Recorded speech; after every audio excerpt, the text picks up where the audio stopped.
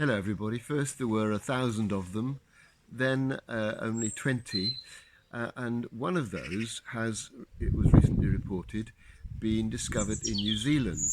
And this is extraordinary because the item concerned was called the Wicked Bible, and it was published in England in 1637. And it was called the Wicked Bible because the commandments are printed so that one of them reads, "Thou shalt commit adultery." The word "not" has been omitted.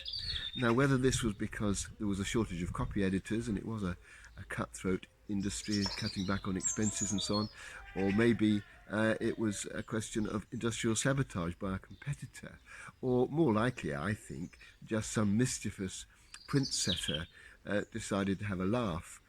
But whatever the reason, this Bible was circulated for a whole year before King Charles decided it had to be withdrawn and tried to destroy the whole lot.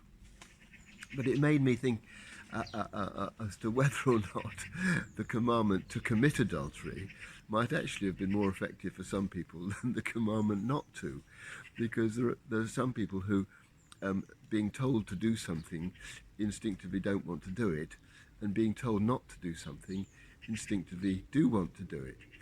I think that's maybe some of the population. Others, and I include myself in this group, are much more conformist. We take the opposite view. If we're told to do something, we're very likely to do it unless we can come up with a good reason for not doing. But whatever kind of person you or I are, we all have to face the problem of dealing with things that we feel we are tempted to do, but we know we shouldn't. And dealing with temptation is not an easy thing. It's something which we learn to grapple with as we grow more mature in our adult lives. And I think that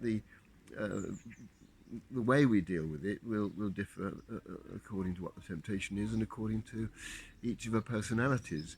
But one thing that I think very rarely works is to pretend the temptation isn't there and to dampen it down and to try and push it under the carpet. That was King Charles's approach to the Bible. He wanted to completely remove it from circulation. He called in as many of the copies as he could find. He called the printers, Robert Barker and Martin Lucas, to him, gave them a real dressing down, fined them £300, which was a huge amount of money, and removed their licenses to print, trying to destroy the existence and pretend the Bible had never existed. Well, we can't do that with temptation. Temptation is there, it's part of our experience, and the best thing I think often is to take it out and have a look at it. Ask ourselves, why am I tempted to do this? What is it about this thing that I know to be wrong, that I'm tempted to do? And I think not only that way do we learn something about ourselves, but also perhaps we can learn to control that particular temptation and not give in to it. I don't think we should take this too seriously. I think we can be very hard on ourselves when we realise we're being tempted to do something, especially if we give in to the temptation. It doesn't help to beat ourselves up. Perhaps we need a little bit of wry humour might get us through that, just as we smile at the idea of the Wicked Bible. But at the end of the day, if we can be the kind of people who know how to deal with our temptations and can give ourselves a pat on the back when we manage not to give in to them, then I think we'll be moving forward in our lives.